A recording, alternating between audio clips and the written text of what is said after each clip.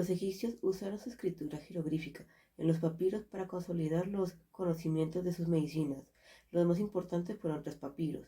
El primero fue el papiro de Smith, consta en su mayor parte del libro de las heridas, donde se aborda con gran precisión descripciones de heridas, fracturas, quemaduras, luxaciones, abscesos y tumores, así como un instrumental quirúrgico que se utilizaba para este tipo de prácticas. El papiro de Ebers constituía una gran recopilación de diversas disciplinas médicas e incluye una extensa farmacopea y la describe numerosas enfermedades.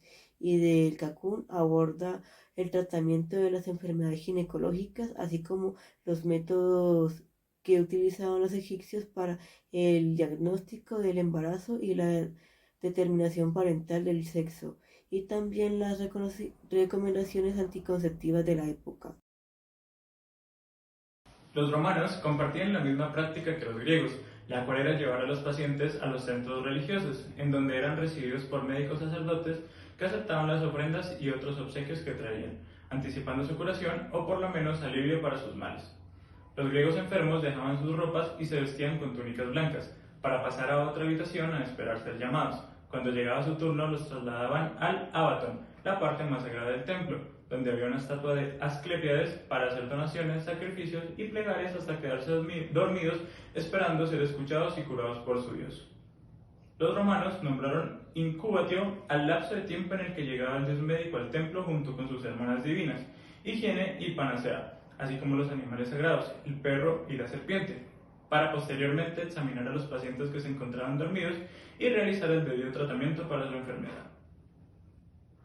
Los egipcios, los griegos y los romanos separaron los elementos mágicos de los religiosos y de los empíricos, y ahí inicia la medicina griega y romana, que fue práctica, con cuerpos y observando su funcionamiento y sus enfermedades, observando meticulosamente sobre el paciente en vida, registrando lo observado y también sobre el cadáver.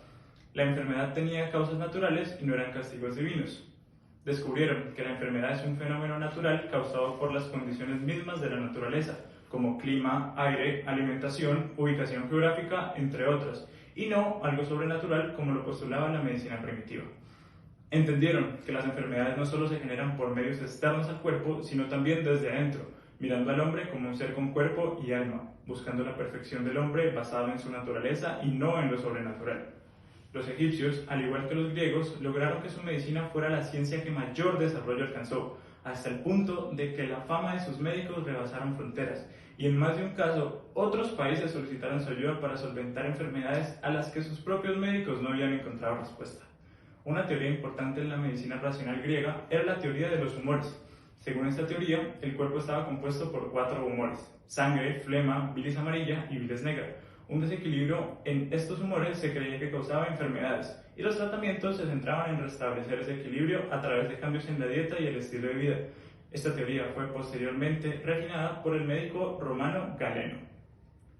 Los médicos griegos en Roma identificaron el concepto de que el cuerpo humano está compuesto por átomos interconectados formando las partes sólidas del cuerpo, por cuyos poros o canales se mueven los humores y el neuma. Formado también por átomos, las enfermedades eran causadas por la alteración en el movimiento natural de los átomos.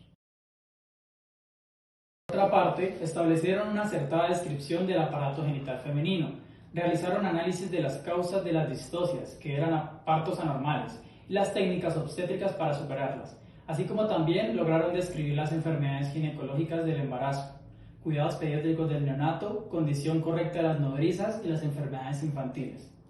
Otro aspecto a mencionar es que en la región de Grecia y Roma abundaban los termales, por eso usaban el agua de estos para realizar curaciones, al igual que diferentes hierbas. Pero sobre todo el mayor fervor lo tenían hacia los exorcismos y ceremonias en las que podrían haber usado algún tipo de anestesia o hipnosis, ya que durante los mismos podrían abrir vientres con cuchillos, extraer tumores, soldar clavículas y enderezar piernas torcidas haciendo pasar un carro por encima del miembro. Bueno, ahora hablaremos sobre las diferencias entre estos grupos. Por su parte, los egipcios atribuían las enfermedades a 3 grandes grupos: las causadas por espíritus malignos, las provocadas por traumatismos y aquellas de causa desconocida, atribuidas a los dioses. En cuanto a los griegos, Estos consideraban que la información e investigaciones que ya debían ser conocidas y reconocidas debían ser tomadas como bases, ya que al investigar o intentar buscar más sobre esa misma información, solamente cambiando de metodología les parecía totalmente innecesario, porque llegarían a conclusiones similares sin avance alguno. Además, los griegos establecen que la medicina clínica debe estar estrechamente relacionada con los sentidos y la razón.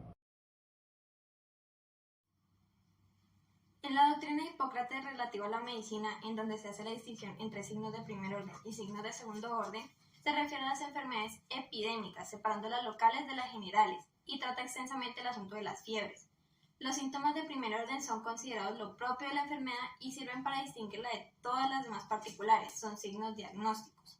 Y los signos o síntomas de segundo orden, comunes en todas las enfermedades o epifenómenos que indican sus diversos grados de violencia, y que en ese sentido son signos para el pronóstico.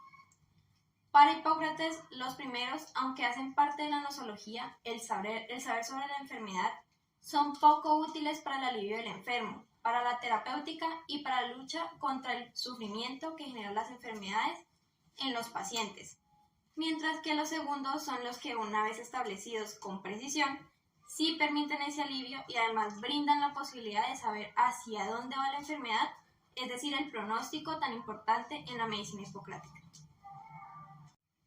Clasifica los síntomas de las enfermedades según su situación en el desarrollo de la enfermedad: inmediatos, consecutivos y terminales, según las funciones vitales afectadas y según criterio médico, independientes de la propia enfermedad y incondicionados por otros factores, como el sexo, la edad, constitución o circunstancias ambientales.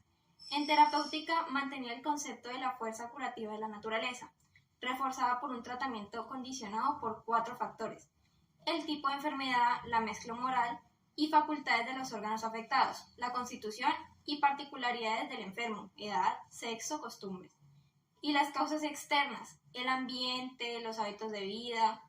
La terapia consistía en un régimen dietético, alimentación, ejercicio y hábitos saludables, también como prevención, y en el uso de fármacos, formulando por primera vez la noción de medicamento, no considerando la cirugía como terapia primaria. Con los griegos se inicia la auscultación. Algunos médicos usaron en estos casos aplicar la oreja sobre la región precordial, las palpitaciones del corazón apreciadas de esta forma, a la vez por el sentido del oído y el tacto, palpación y percusión. A través de la auscultación trataban pacientes con hidropesia del pulmón, identificando un ruido parecido al del aceite hirviendo, y en otros textos se habla de sonidos como de cuero frotando. Los romanos. Para los romanos, el cuidado de la salud era principalmente responsabilidad de los propios ciudadanos, quienes utilizaban remedios caseros y técnicas tradicionales para tratar enfermedades menores. Sin embargo, a medida que Roma se expandía y se volvía más sofisticada, también lo hacía su práctica médica. El médico romano Galeno de Pérgamo realizó importantes contribuciones a la anatomía y la fisiología.